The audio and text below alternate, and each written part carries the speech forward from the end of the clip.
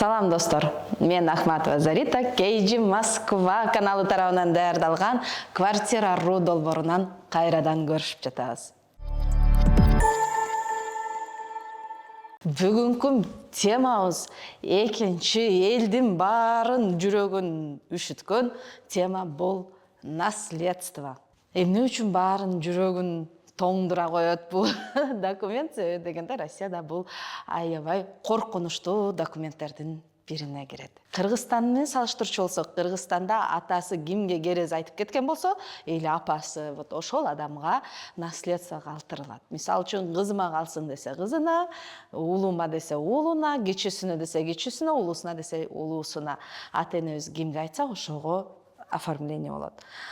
Кыргызстандан айырмаланып, Россияда бул андай эмес. Бул жерде апасы айттыбы, атасы айттыбы, закон деген бар. Бирок наследствонун эки түрү бар.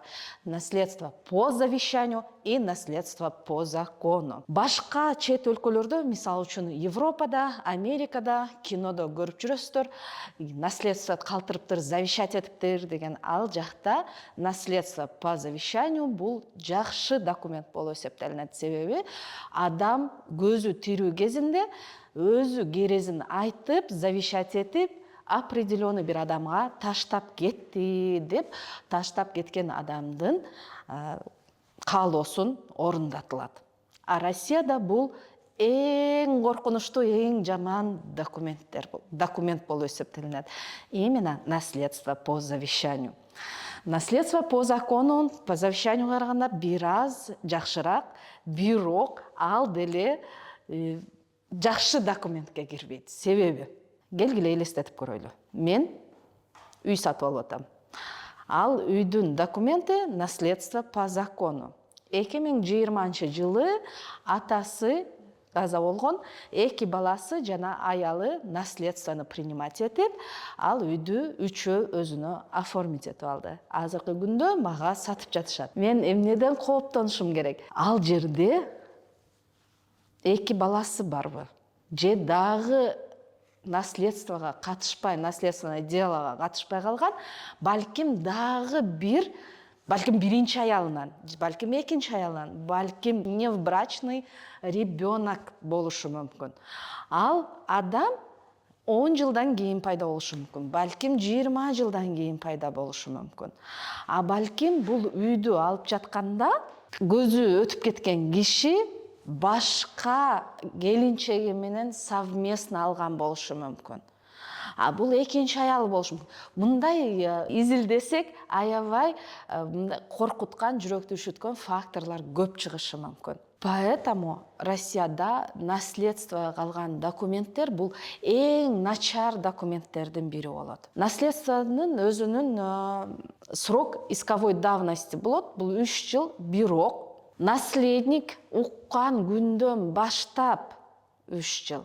А наследник атасы же тууганы көзү өткөнүн 10 жылдан кийин угушу мүмкүн. Мисалы үчүн, киши каза болду. Эки баласы жанында болчу, алар сразу билди, 6 айдын ичинде наследственное дело аштырып, өздөрүнө наследствону кабыл алды.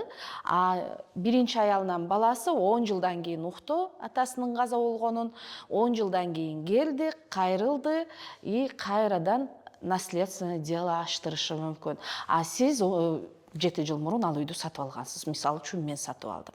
Ан учурда ал сотко кайрылып, соттошуп менен өзүнүн долясын талашы толук ыктымал. Ошол үчүн үй алып атканда абайлап, жакшылап, кунт коюп, анан эң жакшысы жакшы адиске кайрылып, анан алабыз. Особенно если это наследство болсо. Эмне үчүн наследство по завещанию, наследство по законудан еще жаманыраак. Себеби наследство, завещание жазган киши көзү өтүп кетти. Ал завещанияны мисалы үчүн сиделкасына жазышы мүмкүн, или кошунасына завещание калтырып коюшу мүмкүн. Анын деген башка өзүнүн бир тууган балдары бар, бир тууган иниси бар, аялы бар дегендей. Киши көзү өтүп кеткенден кийин бир туугандары сотко кайрылып, наследствоны, завещанияны жокко чыгарып, закондуу түрдө наследственное дело ачтырышы мүмкүн. Ошон үчүн наследство по завещанию бул эч качан бүтпөй турган, эч качан түгөнбөй турган судебный процесске айланып калышы мүмкүн. Айтып кеткендей эле абайлайбыз. Ошол себептен эң жакшы адистер менен чогуу биргеликте үй алыңыздар. Сөзсүз түрдө комментарийде бүгүнкү тема боюнча өзүңөрдүн кошумчаңар болсо, суроолоруңар болсо жазып кеткиле. Адаттагыдай эле тууган урук тааныш билиштер менен бөлүшүп коюңуздар.